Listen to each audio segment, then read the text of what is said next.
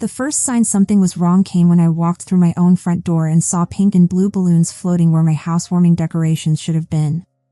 My stomach dropped like I'd missed a step on a staircase. $3,000 of my money. My new house. My celebration. All of it, stolen in broad daylight by the people who were supposed to love me most. I'm Evelyn Winters. I'm 34, and 4 months ago, I learned exactly what my place in my family truly was. It wasn't pretty. It wasn't kind. But sometimes the most expensive lessons are the ones that finally set you free. This story isn't really about a party. It's about a lifetime of being invisible in my own family, and how one devastating betrayal finally forced me to see myself clearly. I had just bought my first house after years of sacrifice, a gorgeous 2-story home with bay windows that caught the morning light in ways that made me want to wake up early just to see it. The neighborhood had tree-lined streets where people actually waved to each other. For a girl who grew up watching her sister get everything while she got just enough, owning this house felt like finally proving I mattered too. Most people throw housewarming parties immediately, but I'm a perfectionist. I needed everything to be absolutely perfect before inviting anyone over. This wasn't just a house to me, it was proof that all those years of being overlooked actually led somewhere meaningful. I spent weeks obsessing over every detail. The couch had to be exactly the right shade of navy blue. The dining table needed to seat 6 people comfortably because I had visions of hosting dinner parties, of creating the warm, welcoming home I'd always craved growing up. I even bought real art for the walls, actual pieces from local artists that spoke to me. Not those generic prints everyone has, but pieces with stories behind them, just like I had my own story to tell. My friends kept texting, "When's the party, Evelyn? We're dying to see the place." But I kept putting them off. Soon, I'd say. I just want everything perfect first. Finally, after weeks of preparation, I stood in my sun-drenched living room one afternoon and realized, this is it. This is perfect. Every room looked exactly as I'd imagined during all those years of saving every penny. Clean, organized, beautiful, a home that reflected who I wanted to be. So I called my closest friends. I don't have a huge social circle, just 5 or 6 people I truly trust. Quality over quantity, right? I told them I was finally ready for the housewarming party and asked if they could come in 2 weeks. Everyone agreed immediately, their excitement practically vibrating through the phone. But my family needed a proper invitation, face to face. So I decided to drive over to my parents' house for dinner and tell them in person. My parents still live in the same cramped house I grew up in. It's smaller than my new place, but comfortable in that lived-in way. Mom always has something cooking when you show up, and Dad's usually in his recliner watching whatever game is on. When I pulled into the driveway that evening, I spotted 2 extra cars, my sister Brianna's sedan and her husband Trevor's truck. I should have known they'd be there. Brianna is 6 months pregnant now, and she's been spending a lot more time at Mom and Dad's lately. I walked in and found everyone in the living room. Mom was fussing over Brianna, bringing her some special pregnancy pillow. Dad and Trevor were deep in conversation about work. And Brianna was right in the middle of it all, one hand resting on her belly, looking like she was holding court. This is how it's always been in my family. Brianna has always been the star, and I've always been the supporting character. When we were kids, my 8th birthday consisted of 4 friends, a homemade cake, and paper plates. When Brianna turned 8 a few years later, Mom rented out the community center and invited her entire class. Brianna just has more friends, Mom explained when I asked why mine was different. In high school, when I made honor roll, Dad said, "Good job, kiddo," and went back to his newspaper. But when Brianna made the cheerleading squad, they threw her a celebration dinner at her favorite restaurant and invited the grandparents. It's not that they don't love me, they do, in their own way. But Brianna's always been the golden child, and I've spent my whole life trying to figure out how to earn the same level of enthusiasm they automatically give her. I sat down and waited for a break in the conversation. Brianna was going on about how the baby had been kicking all day, and everyone was hanging on every word. Finally, there was a pause, and I jumped in. So, I wanted to let you know that I'm having a housewarming party for the new house in 2 weeks. Saturday the 15th at 2 p.m. I'd really love for you all to be there. The reaction was underwhelming. Mom smiled politely and said, "Oh, that's nice, dear. We'll try to make it." Brianna barely looked up from her phone. "Yeah, maybe." That was it. They all just went back to what they were doing before, like I'd mentioned getting my oil changed or something equally mundane. Then Brianna suddenly perked up. "Oh, that reminds me. I'm planning my baby shower. We're thinking the same weekend, actually." "What date did you say yours was?" "The 15th, I repeated, a sinking feeling forming in my stomach. We were thinking the 14th or 15th too. But don't worry, we can figure it out." And just like that, the conversation shifted completely to Brianna's party. What themes she wanted, what games they'd play, who she was inviting. Mom started getting excited, pulling out her phone to look at Pinterest ideas. Dad even put down the TV remote to join the discussion. I sat there watching them all get animated about Brianna's party while mine had barely registered. But honestly, I wasn't surprised. This was the story of my life, always the afterthought, never the priority.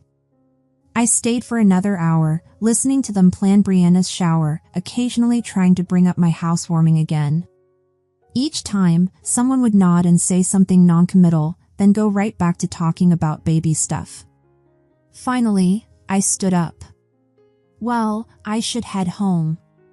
But just to confirm, my housewarming party is Saturday the 15th at 2 p.m. I really hope you can make it. As I walked to my car, I could hear them through the open window, already back to discussing Brianna's party, color schemes and catering options, and whether to do a diaper cake. I sat in my car for a minute before starting it, looking back at the house where I grew up, always feeling like I was in Brianna's shadow. But you know what? I didn't need their enthusiasm to have a great party. I had my friends, and I decided I'd invite the rest of the family myself, aunts, uncles, cousins, grandparents, people who might actually be excited to celebrate with me. The next few days were actually pretty great. I called all my relatives, Dad's sister Vivian, Mom's brother Charlie, my cousins Zoe and Ben, and my grandma Frances. Everyone was so much more excited than my immediate family had been. They asked about the house, congratulated me on such a huge accomplishment, said how proud they were of me. By the end of the week, I had about 15 people confirmed, my close friends, plus family members who seemed to genuinely care. I was feeling really good about it all coming together. I called a catering company and ordered food for 20 people. Nothing too fancy, but good quality, sandwich platters, salads, hot appetizers, dessert. The woman on the phone was helpful and gave me a good deal. $1,500, but it felt worth it to celebrate properly. I also started making lists of decorations I needed to buy and thinking about how to set up the house for the party. Everything was coming together perfectly. And then, exactly 1 week before the party, I woke up with the worst stomach pain I'd felt in months. I have a peptic ulcer, had it for about 3 years. Usually I manage it pretty well with medication and diet. But sometimes when I get stressed, it flares up badly. This was one of those times. The pain was so intense I couldn't even stand up straight. I tried taking my medication, drinking milk, lying down with a heating pad. Nothing worked. By noon, I was throwing up and the pain was getting worse. I finally gave up and drove myself to the emergency room. The ER doctor took one look at me and ordered tests. "Looks like your ulcer is having a party without you," he said, trying to make a joke. I wasn't in the mood to laugh. After hours of waiting and tests, he delivered the verdict. "We need to admit you for a few days. This flare-up is pretty severe, and we want to get it under control before it gets worse." So there I was, lying in a hospital bed, hooked up to an IV drip, exactly 7 days before my housewarming party. Perfect timing, right? I called my parents that evening to let them know what was happening. Mom answered on the third ring. "Hi, honey. What's up?" "Hey, Mom. I'm actually in the hospital right now. My ulcer flared up really bad and they're keeping me here for a few days." "Oh no. That's terrible. Are you okay? Are they taking good care of you?" "Yeah, I'm okay. The doctors say I should be fine. Just need to rest and let the medication work." "But Mom, I'm really worried about my party next weekend. I don't think I'm going to be able to handle getting everything ready, and I might still be here." There was a pause, and then Mom said something that completely shocked me. "You know what? Don't cancel anything. I'll take care of everything for you." "What? Really?" "Of course. You just focus on getting better. I'll handle all the party stuff. I'm good at organizing things, you know that. And I have your spare key, so I can get into the house and set everything up." I almost started crying right there in the hospital bed. This was exactly what I needed to hear, my mom stepping up to help me when I really needed it. For once, I was the priority. "Mom, that would be amazing. Thank you so much. Don't mention it. What do you need me to do?" "You said you already ordered catering, right?" "Yeah, that's all set. But I still need to get decorations and set up the house. Maybe rent some extra chairs if we need them.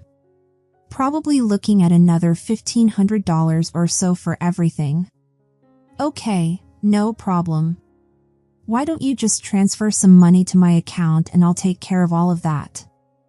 I'll make sure everything looks perfect." Without hesitation, I pulled out my phone and sent her $1,500 through Venmo. Between the catering and this, I was now $3,000 deep into this party, but it felt worth it. My mom was going to make sure everything was perfect. "Got it," she said. "Don't worry about anything, Evelyn. I'll call the catering company tomorrow to confirm details, and I'll start shopping for decorations. You just rest and get better." "Thank you so much, Mom. This means everything to me. I love you, honey. I'll call you tomorrow with updates." After we hung up, I felt like a huge weight had been lifted off my shoulders. The doctors got my ulcer under control with stronger medication and a strict diet. I was feeling much better, though they warned me I'd need to be careful about what I ate and drank for a while. Mom called me every day with updates. She'd confirmed everything with the catering company. She'd ordered decorations. She'd arranged for extra folding chairs. Everything was handled. "You don't need to worry about a thing," she kept saying. "It's all under control." I was scheduled to be discharged Saturday morning, the day of the party. Perfect timing. I'd be able to come home, get cleaned up, and enjoy my celebration without stressing about the setup. Friday night, lying in my hospital bed, I was genuinely excited.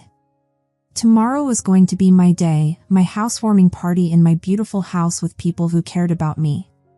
Saturday morning, I was up before the nurses came in for their rounds. The doctors did their final check, gave me instructions about diet restrictions, no alcohol, nothing spicy, small meals for a few weeks, and signed my discharge papers.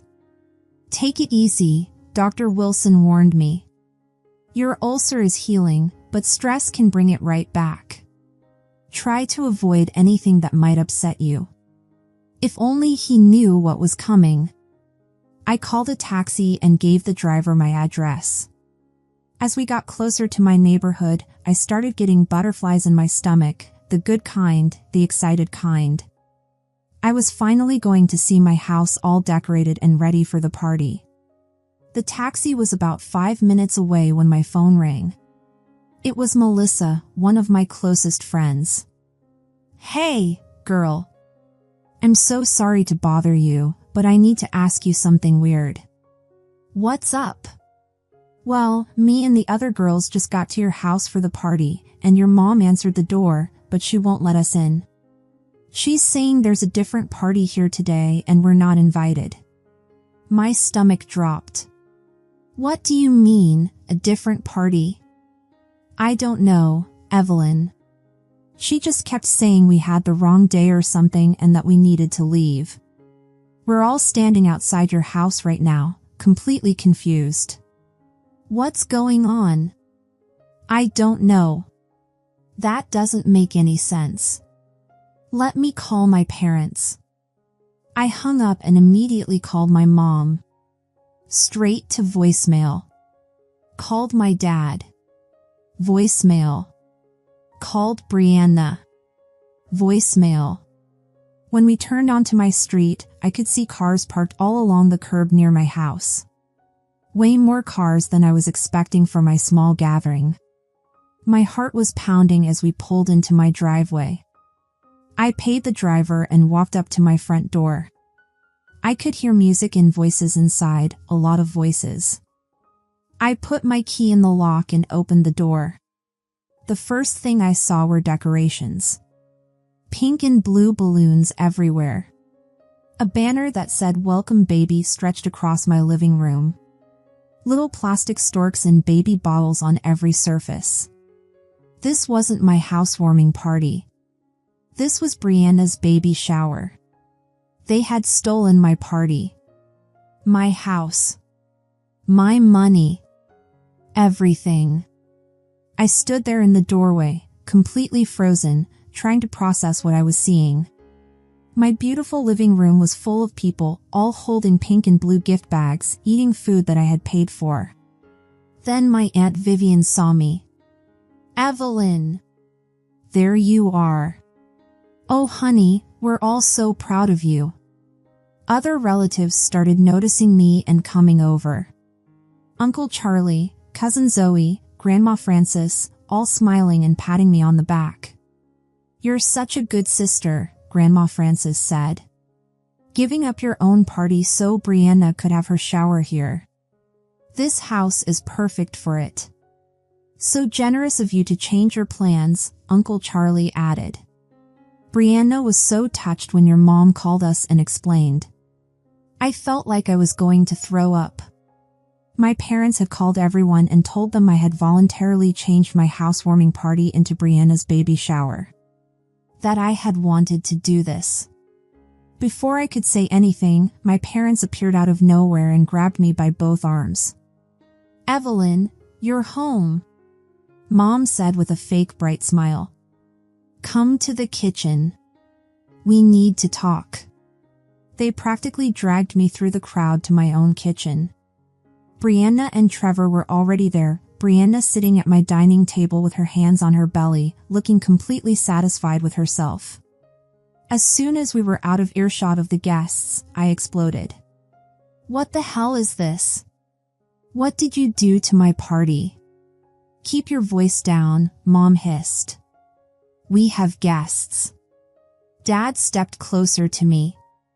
Evelyn, you need to calm down. Calm down? Are you kidding me? You stole my housewarming party.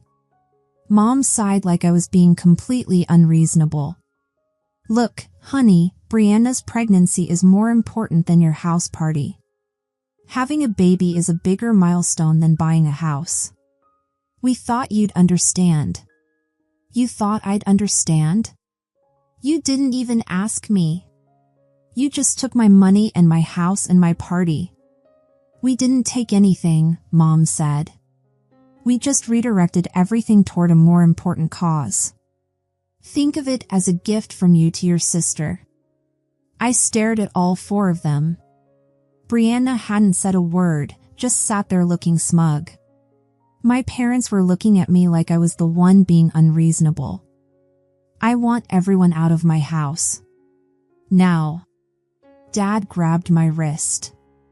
You are not going to make a scene in front of the family. Evelyn, Mom said in that condescending tone she used when I was a kid, why don't you just go upstairs and rest? You just got out of the hospital. Tell everyone you're still feeling sick. Brianna finally spoke up. God, Evelyn, why do you always have to make everything about you? Can't you just be happy for me for once? That was it. I couldn't listen to any more of this. I turned around and walked upstairs to my bedroom. My hands were shaking with rage. I sat on my bed and pulled out my phone. I scrolled through my contacts until I found the number for the local police department. 911, what's your emergency? Hi, this isn't exactly an emergency, but I need police to come to my house. There are people here who won't leave, and I want them removed. Ma'am, is this a domestic dispute? Sort of. My family is having a party in my house without my permission, and they refuse to leave when I asked them to. We'll send someone over. I gave them my address and hung up. Then I sat there, listening to the party happening downstairs in my own house, waiting for the police to arrive. About 10 minutes later, I heard the doorbell ring and the music stop. I heard my mom's voice saying, "Officers, there must be some mistake." I walked downstairs. 2 police officers were standing in my entryway, looking around at all the baby shower decorations. I'm Evelyn Winters, I said. I'm the owner of this house and I called you. Everyone was staring at me now. The whole party had gone completely silent. These people, I pointed at my parents, Brianna and Trevor, are in my house against my will, and I want them removed. Mom started yelling. She's lost her mind. This is her own family. Brianna started screaming too. She's ruining my baby shower. She's completely psycho. One of the officers held up his hand. Ma'am, if the homeowner is asking you to leave, you need to leave. That's how it works. This is unbelievable, Dad muttered. But they started gathering their things. As my parents and Brianna and Trevor headed toward the door, all of them glaring at me like I was the devil himself, I turned to face the stunned crowd of relatives and strangers. I'm really sorry everyone had to see that, I said. But I need to tell you what actually happened here. I explained everything. How I had planned a housewarming party. How I got sick and asked my mom to help. How she took my money and turned my party into Brianna's baby shower without asking me. How she lied to everyone and said it was my idea. The room was dead silent when I finished. Aunt Vivian was the first to speak. Evelyn, I am so sorry. Your mother told us you had decided to give your party to Brianna because you thought having a baby was more important than a new house. She said you insisted on changing everything.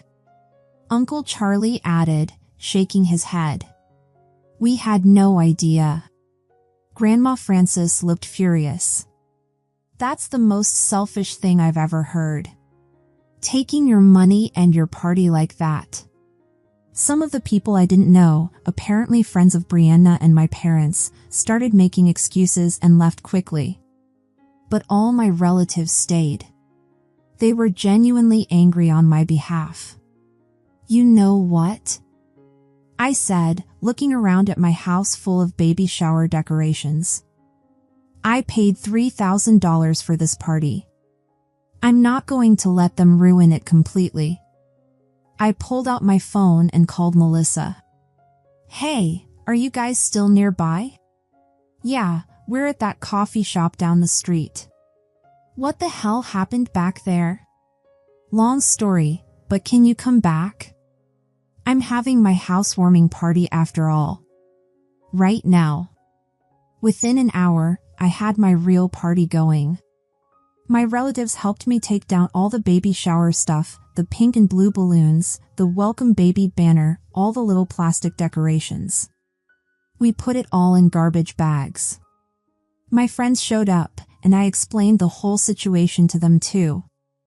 Everyone was outraged, but also impressed that I'd called the police. The catered food was still good, even though it had been sitting out for a while. We moved furniture around to make better conversation areas. Someone found a playlist on their phone and connected it to my sound system.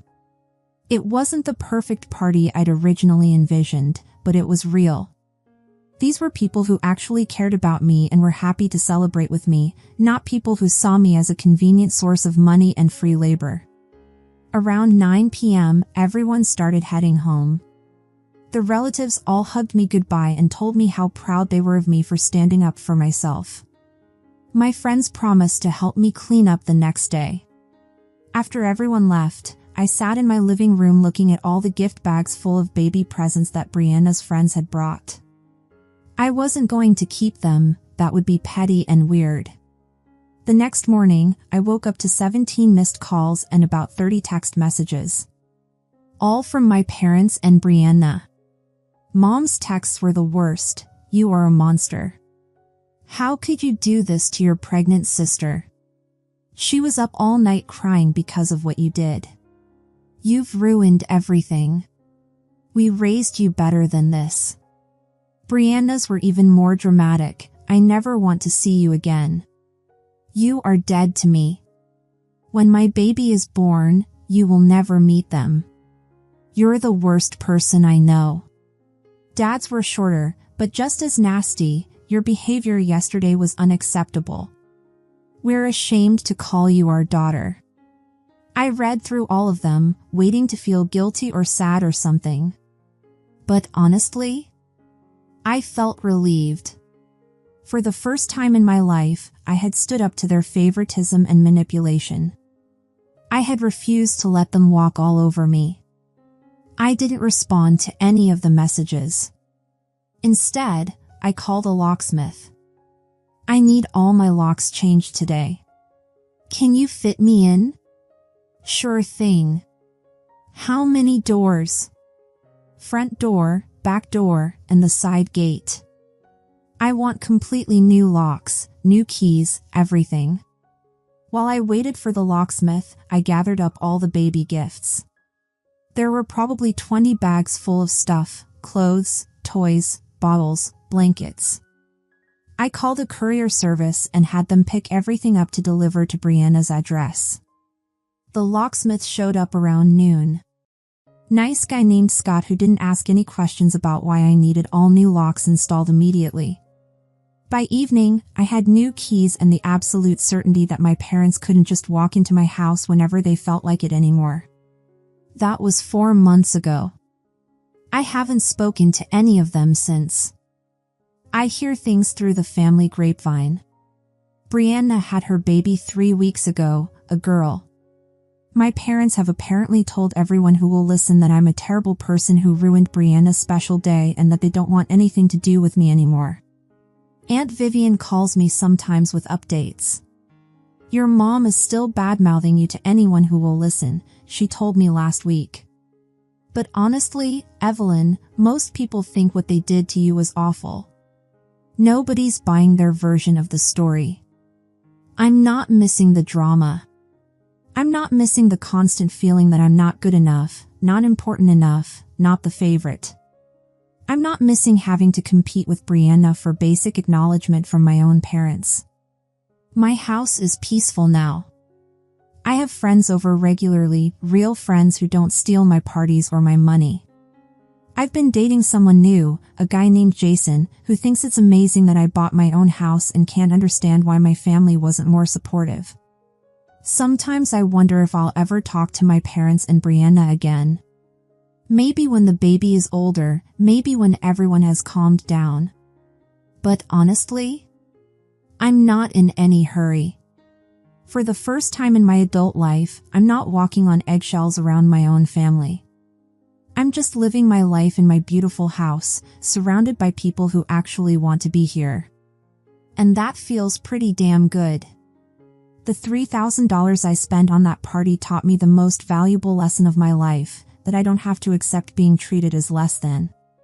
That I deserve to be celebrated, not just tolerated. That sometimes the most loving thing you can do for yourself is to walk away from people who don't see your worth. Thanks for listening, and if you like this story, share it with others, and don't forget to comment and subscribe for more stories about finding strength in the face of family betrayal. Sometimes the most painful boundaries become our greatest freedom.